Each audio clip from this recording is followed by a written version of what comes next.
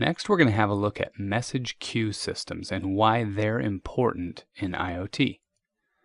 If you did any college coursework in computer science, you'll recall the queue data structure.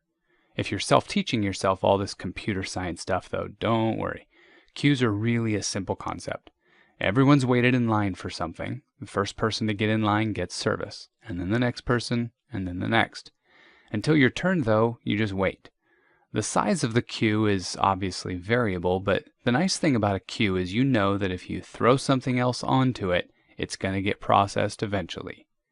Now, modern queue-based messaging systems are based logically on the queue data structure.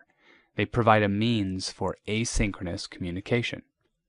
The difference between synchronous and asynchronous communication systems are analogous to chat clients versus email. If you try to send a chat message to someone when they're offline, then in many chat systems, the message fails or it falls into the ether. With email, however, you can send one anytime you want, and I can check it anytime I want. This is important in IoT scenarios for two main reasons.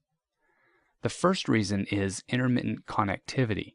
It's one thing to have a constant Wi-Fi connection in the comfort of your development studio, but think about typical IoT installations that are oftentimes in the middle of nowhere, with limited power and really few options for communication. It's often a challenge for IoT devices to get a network connection, and when they do get a connection, it's very likely that it's not at the same time as the other devices or servers they want to communicate with.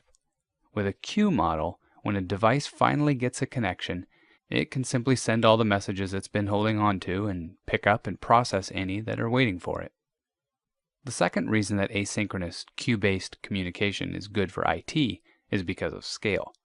Oftentimes, IoT solutions involve hundreds or thousands of sensors collecting data at very high frequencies. If a queuing model is used for receiving and subsequently handling these messages, then it's possible to simply add worker processes to handle the messages. If the workers catch up and the queue gets short, these extra workers can just as quickly and easily be shut down. Azure implements queues as part of something called Azure Service Bus.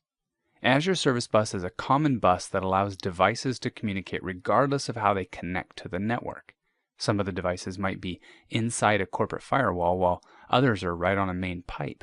But once they're all subscribed to a service bus, they're all using a common pub-sub model for messaging. Queues are one aspect of this Azure service.